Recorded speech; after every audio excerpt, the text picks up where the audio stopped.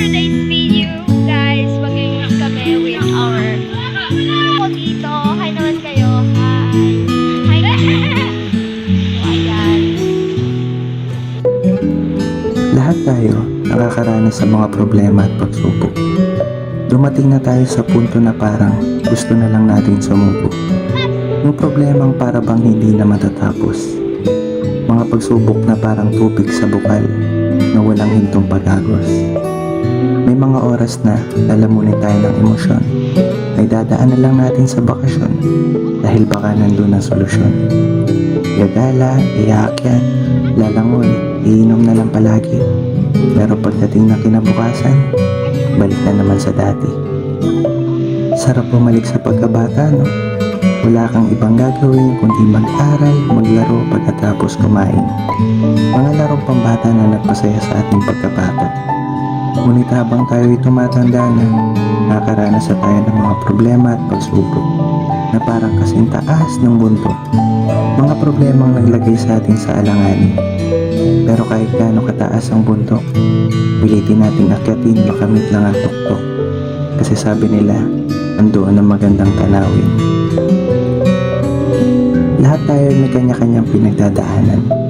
Wala naman daw taong wala niyan. Sabi ko nga, bakit ako pa nakakaranas ng ganito? Unti-unti na ako nagdidismaya. Bulong ng hangin sa akin. Hindi ka bibigyan nito kung hindi mo kaya. Tama naman. Kaya natin lahat ng mga binibigay sa atin.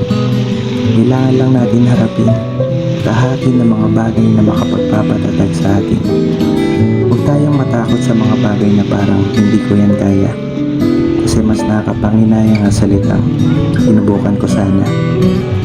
Puntong magtatanong sa sarili hanggang sa panaginip. Paulit-ulit iniisip na nasa huli pala ang pagsisisi. Walang ibang makakatalo sa'yo kundi lubos na pag-iisip. Pag maling pananaw ay binago, buhay ay magbabago. Dahil kapalaran mo ay wala sa mga palad mo, kundi nasa mga kamay mo.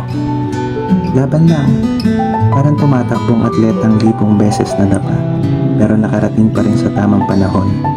Kasi sa libong beses niyang pagkadapa, milyong beses siyang bumangon.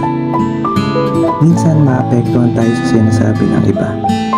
Patagan mo lang sa pagtayo ang iyong mga paa. Huwag kang panghinaan dahil ikaw mismo ang sandata sa digmaan. Hindi ka abot sa puntong yan para huminto lang dyan. Hindi ka rin makakarating sa iyong pupuntahan kung palagi mo lilingunin ang mga asong nagkakahulan.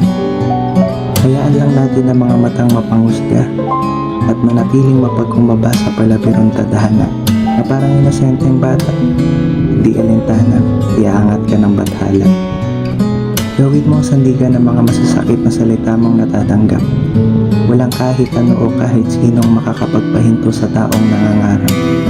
Isang halimbawa ang batang sa ilalim ng madilim na ulap mong makikita.